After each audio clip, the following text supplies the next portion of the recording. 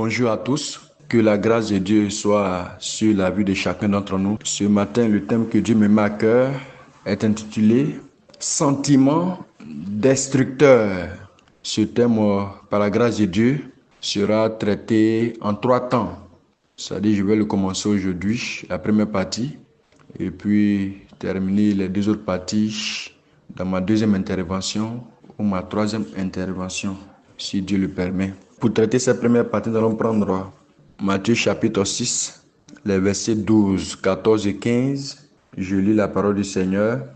Pardonne-nous nos offenses, comme nous aussi nous pardonnons à ceux qui nous ont offensés. Verset 14.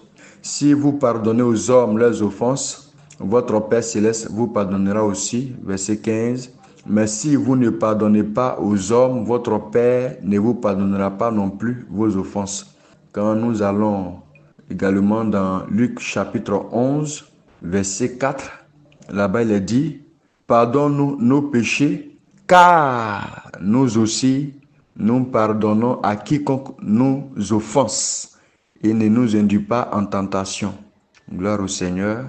Quand nous allons également dans Marc chapitre 11, les versets 24 et 25, là-bas il est dit ceci, et lorsque vous êtes debout faisant votre prière, si vous avez quelque chose contre quelqu'un, pardonnez, afin que votre Père qui est dans les cieux vous pardonne aussi vos offenses. Verset 25. Mais si vous ne pardonnez pas, votre Père qui est dans les cieux ne vous pardonnera pas non plus vos offenses. Que le Seigneur bénisse sa parole. Comme je l'ai dit, le thème c'est sentiments destructeurs. Aujourd'hui, je vais aborder un sentiment qui est la rancune. Le dictionnaire nous définit la rancune comme étant un souvenir tenace que l'on garde d'une offense, d'un préjudice avec de l'hostilité et un désir de vengeance. Bien-aimés, vous voyez, quand on se réfère au dictionnaire, on comprend mieux les termes que nous utilisons chaque jour dans notre langage quotidien. La rancune, c'est le souvenir tenace que l'on garde d'une offense ou bien d'un préjudice avec de l'hostilité et un désir de vengeance. Quand on parle de l'hostilité, ça veut dire qu'on ne veut plus voir la personne. On ne veut plus collaborer avec la personne. On ne veut plus coopérer avec la personne. On ne veut plus échanger avec cette personne. On ne veut plus avoir de relation avec cette personne. C'est ça l'hostilité. On est en guerre, on est en palabre. Bien-aimés, les sentiments destructeurs, j'appelle sentiments destructeurs, des sentiments qui détruisent notre relation avec Dieu. Ça, c'est dans un premier temps. Deuxièmement, les sentiments destructeurs sont des sentiments qui détériorent nos relations avec nos amis et connaissances, avec nos semblables, notre prochain. Troisièmement, les sentiments destructeurs sont des sentiments qui font obstacle à l'exaucement à nos prières. Vous voyez, j'ai pas beaucoup d'années de conversion, mais j'ai au moins 20 ans de conversion au moins. Mais quand je me réfère à ces 20 années ou 22, 23 années de conversion, je me rends compte que l'église de Dieu prie beaucoup. Il y a beaucoup de jeunes et priaient par-ci, par-là. Et j'ai dû remarquer que en réalité, l'église est faible, pas parce qu'elle ne prie pas beaucoup, pas parce qu'elle ne jeûne pas beaucoup. Parce qu'on voit à longueur de journée, 30 jours de jeûne par-ci, 40 jours de jeûne par-là, dans une église, dans une assemblée, les évangéliques ont pris beaucoup. Mais qu'est-ce qui fait qu'aujourd'hui l'église est faible? Elle est faible, non pas parce qu'elle ne prie pas beaucoup, non pas parce qu'elle ne jeûne pas beaucoup, mais parce que nous refusons de mettre en pratique les principes bibliques.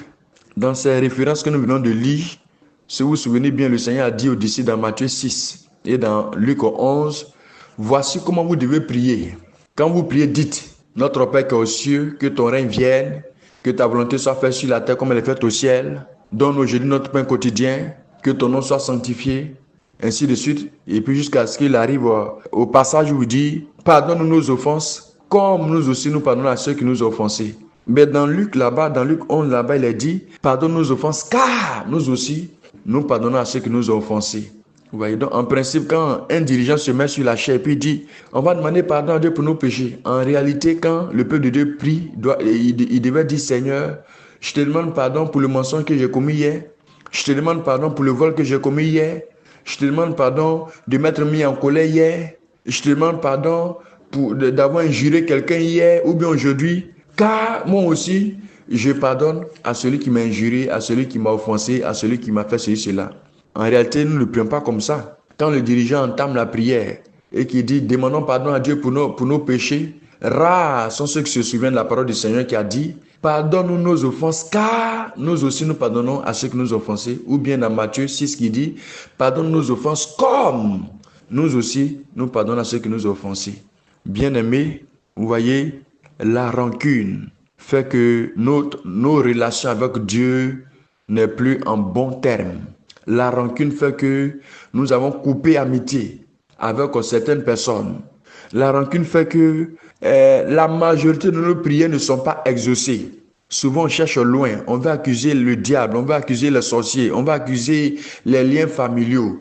Mais vous voyez, ces principes bibliques, nous ne les mettons pas en pratique. On vit dans l'église avec la rancune ou la rancœur. On ne parle pas avec tel frère ou bien telle soeur. Ça fait des années, ça fait des mois. À peine on se salue à la sortie des cultes. Même quand le dirigeant dit saluez-vous, certains vont jusqu'à même à éviter certaines personnes qui ne veulent pas saluer, qui ne veulent plus voir de leur existence. Et avec cela, on vit dans l'église. Avec cela, on tape les 30 jours de jeûne. Avec ces sentiments destructeurs, on tape les 40 jours de jeûne que le pasteur met en place dans l'église. Frères, commençons d'abord par l'intérieur de la coupe. Détruisons ces sentiments destructeurs, anéantissons-les, évacuons-les de notre vie, éradiquons-les de notre vie. Si on veut avoir une bonne relation avec Dieu, si on veut avoir une bonne relation avec nos amis connaissances, avec notre prochain, avec nos semblables, avec ceux qui ont été créés à l'image de Dieu, comme nous. Et si on veut voir nos prières exaucées, frères, nous devons éradiquer la rancune ou la rancœur de notre cœur. Que Dieu nous bénisse. Comme je l'ai dit, c'est un thème qui sera traité en 3 temps. Je vais aborder la deuxième partie dans ma seconde intervention et peut-être terminer la troisième partie dans une troisième intervention. Que Dieu bénisse chacun. Prenons garde à ces passages bibliques que nous venons de lire ce matin. Matthieu chapitre 6, versets 12, 14 et 15. Luc 11, verset 4, Marc 11, verset 24 et 25, où le Seigneur dit, quand tu es debout en train de faire ta prière et que tu te souviens que tu as quelque chose contre quelqu'un, il dit, il faut pardonner. Il n'a pas dit qu'il faut attendre que la personne vienne te demander pardon. Il dit, tu es debout en train de faire ta prière et que toi-même tu te souviens que tu as quelque chose contre quelqu'un. Quelqu'un t'a fait du tort, t'a fait un mal, il t'a offensé. Il dit, pardonne. Avant même que cette personne vienne vers toi, il dit, il faut pardonner. Mais combien d'entre nous ne prient pas avec des rancœurs, des rancunes dans leur cœur? Ils attendent d'abord que les frères et les sœurs viennent d'abord leur demander pardon avant de pardonner. Sinon, la chose encore sur leur cœur, ils ne sont pas prêts à pardonner. Que Dieu nous fortifie et que nous aide à mettre sa parole en pratique. Dans le nom de Jésus, shalom à chacun de nous et bonne journée.